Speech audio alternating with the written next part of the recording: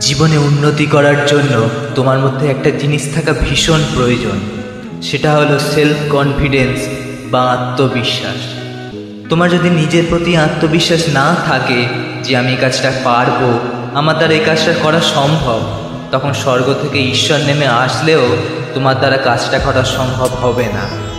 তোমাকে সবসময় নিজের উপর বিশ্বাস রাখতে হবে, নিজেকে বলতে হবে আমি সব কিছু পারি, আমার দ্বারা সব কিছু করা সম্ভব।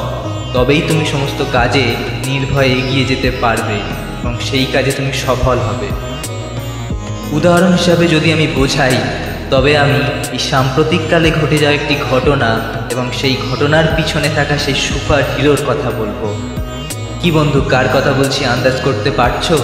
আমি বলছি গত পরশু টি-20 ওয়ার্ল্ড কাপ ফাইনাল ম্যাচের সুপার হিরো তথা ইন্ডিয়ান ক্রিকেট টিমের ভাইস ক্যাপ্টেন হার্দিক পান্ডিয়া। আমরা সকলেই জানি আইপিএল মরশুম তার খুব একটা ভালো যায়নি, যে কারণে তাকে বহু সমালোচনার মুখোমুখি হতে হয়েছিল।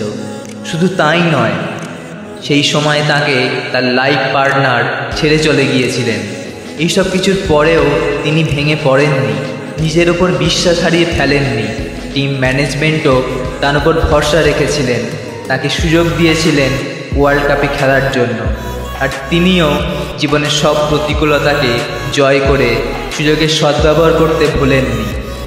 তারই প্রতিফলন আমরা ওয়ার্ল্ড কাপের প্রতিটা ম্যাচে দেখেছি, আর ফাইনাল ম্যাচে তো দেখেছি।